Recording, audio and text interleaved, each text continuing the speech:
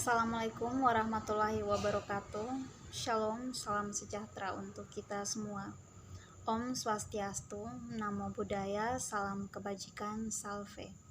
Perkenalkan, nama lengkap saya Hedi Fatmawati Tusi, kelas KPN 22, Sekolah Tinggi Ilmu Kesehatan Nusantara.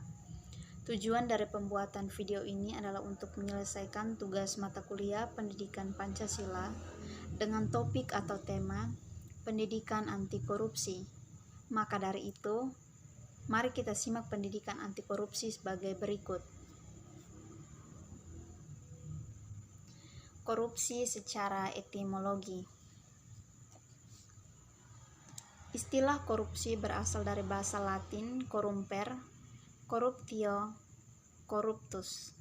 Kemudian diadopsi oleh beberapa bangsa di dunia. Beberapa bangsa di dunia ini memiliki istilah tersendiri mengenai korupsi. Istilah korupsi yang dipakai di Indonesia: bahasa Inggris, bahasa Prancis, bahasa Belanda, corruption, korup, korupti, jahat, rusak, curang, rusak. Istilah korupsi yang dipakai di Indonesia merupakan turunan dari bahasa Belanda. Kemudian kita masuk pada beberapa terminologi korupsi. Korup juga bisa diartikan sebagai busuk, palsu, suap dalam Kamus Besar Bahasa Indonesia tahun 1991.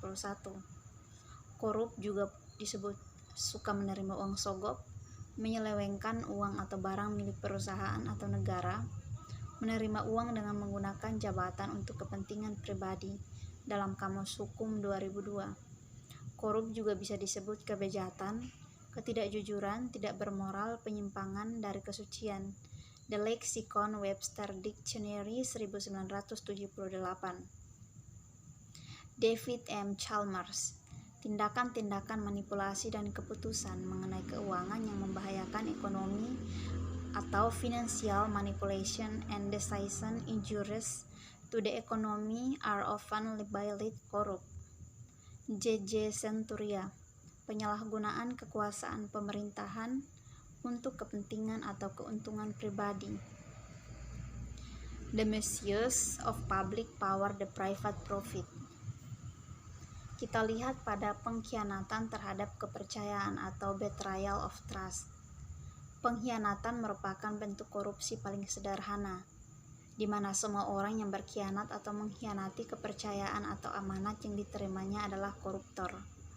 Amanat dapat berupa apapun, baik materi maupun non-materi. Anggota DPR yang tidak menyampaikan aspirasi rakyat atau menggunakan aspirasi untuk kepentingan pribadi merupakan bentuk korupsi. Landasan hukum.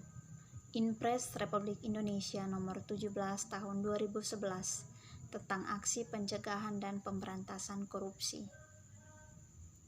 Pengertian tindakan korupsi. Korupsi berasal dari kata korupti, yaitu pembusukan.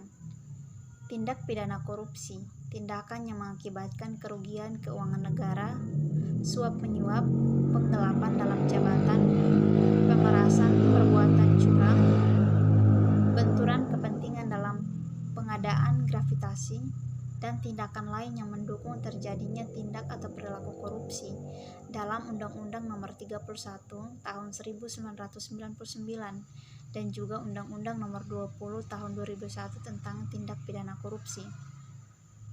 Kemudian kita lihat juga pada pengertian korupsi dalam Undang-Undang Nomor 31 Tahun 1999 dan juga Undang-Undang Nomor 20 Tahun 2001, yaitu tindakan melawan hukum untuk memperkaya diri sendiri yang merugikan keuangan negara, menyalahgunakan kewenangan untuk memperkaya diri yang dapat merugikan keuangan negara, misalnya menyuap petugas atau pemberi dan penerima suap, kemudian benturan kepentingan dalam pengadaan barang dan jasa, pemerasan, gravitasi,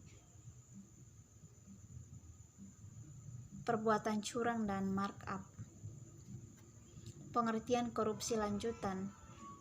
Tindakan lain yang mendukung terjadinya korupsi, merintangi proses pemeriksaan perkara korupsi. Tidak memberi keterangan atau memberikan keterangan yang tidak benar. Bank yang tidak memberikan keterangan rekening tersangka, saksi atau ahli yang tidak memberi keterangan atau memberikan keterangan palsu.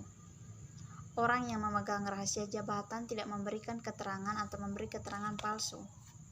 Saksi yang membuka identitas pelapor. Pendidikan anti korupsi.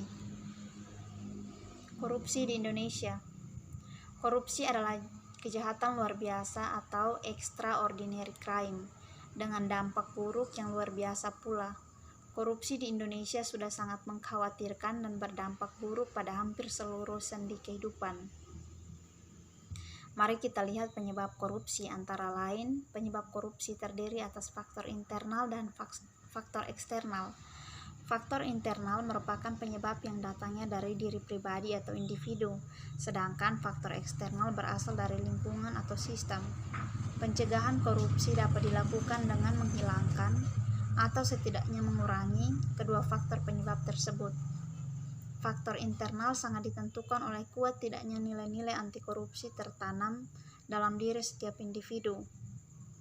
Nilai-nilai anti korupsi itu perlu diterapkan oleh setiap individu untuk dapat mengatasi faktor eksternal agar korupsi tidak terjadi. Kemudian untuk mencegah terjadinya faktor eksternal, selain memiliki nilai-nilai anti korupsi, setiap individu perlu memahami dengan mendalam prinsip anti korupsi. Pendapat yang mengarah pada faktor internal antara lain sifat tamak manusia, moral yang kurang kuat menghadapi godaan, gaya hidup konsumtif, tidak mau atau malas bekerja keras, aspek perilaku individu, aspek organisasi, dan aspek masyarakat tempat individu dan organisasi berada. Pendapat yang mengarah pada faktor eksternal antara lain kurang keteladanan dan kepemimpinan elit bangsa, rendahnya gaji pegawai negeri sipil, lemahnya komitmen dan konsistensi penegakan hukum dan peraturan perundangan, rendahnya integritas dan profesionalisme, mekanisme pengawasan internal di semua lembaga perbankan, keuangan, dan birokrasi belum mapan, kondisi lingkungan kerja, tugas jabatan dan lingkungan masyarakat, serta lemahnya keimanan, kejujuran, rasa malu, moral dan etika. Faktor politik, faktor hukum, faktor ekonomi dan birokrasi, kemudian faktor transisional. Penyebab korupsi dalam perspektif teoritis. Cultural determinisme sering dipakai sebagai acuan ketika mempelajari penyebab terjadinya korupsi. Fiona Robertson-Snape 1999 menjelaskan bahwa kultural praktik korupsi di Indonesia dihubungkan dengan bukti-bukti kebiasaan-kebiasaan kuno orang Jawa. Teori perilaku korup. Teori mean and scam Robert Merton menyatakan bahwa korupsi merupakan suatu perilaku manusia yang diakibatkan oleh tekanan sosial sehingga menyebabkan pelanggaran norma-norma. Kita lihat juga pada teori perilaku korup, teori solidaritas sosial. Antara lain, teori lain yang menjabarkan terjadinya korupsi adalah teori solidaritas sosial yang dikembangkan oleh Emil Durkheim. Teori ini memandang bahwa watak manusia sebenarnya bersifat pasif dan dikendalikan oleh masyarakatnya. Teori perilaku korup Ghosn Theory. Teori yang juga membahas mengenai perilaku korupsi dengan baik dihadirkan oleh Jack Balogun 2006 yang dikenal dengan teori Ghosn. Ilustrasi Ghosn teori terkait dengan faktor-faktor yang menyebabkan terjadinya kecurangan atau korupsi yang meliputi greed atau keserakahan, opportunities atau kesempatan, needs atau kebutuhan, dan exposure atau pengungkapan. Strategi pemberantasan korupsi. Strategi pemberantasan korupsi antara lain serangkaian tindakan untuk mencegah dan memberantas TPK melalui upaya koordinasi, supervisi, monitor, penyelidikan, penuntutan dan pemeriksaan di sidang pengadilan dengan peran serta masyarakat. PP 71 tahun 2000. Komitmen semua pihak termasuk perguruan tinggi. Kita semua harus menjadi subjek pemberantasan korupsi. PP 71 tahun 2000 peran serta masyarakat adalah peran aktif perorangan, ormas atau LSM dalam pencegahan dan pemberantasan tindak pidana korupsi. Kemudian komitmen semua pihak termasuk perguruan tinggi. Advokasi dan pengawalan. Advokasi dan pengawalan penyusunan anggaran serta pelaksanaan pembangunan di daerah atau nasional. Gerakan moral untuk mendorong pemerintah menindaklanjuti kasus korupsi yang terjadi. Kemudian sebagai kelompok yang menyeimbang bagi gerakan yang mendukung koruptor. Mendorong penguatan institusi KPK sebagai lembaga pemberantasan korupsi yang kredibel, kokoh, dan transparan. Demikian materi singkat tentang pendidikan anti korupsi atau yang sudah saya paparkan.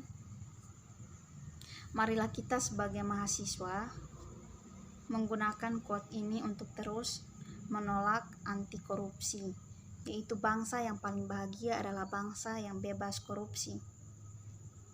Atas perhatiannya saya ucapkan terima kasih.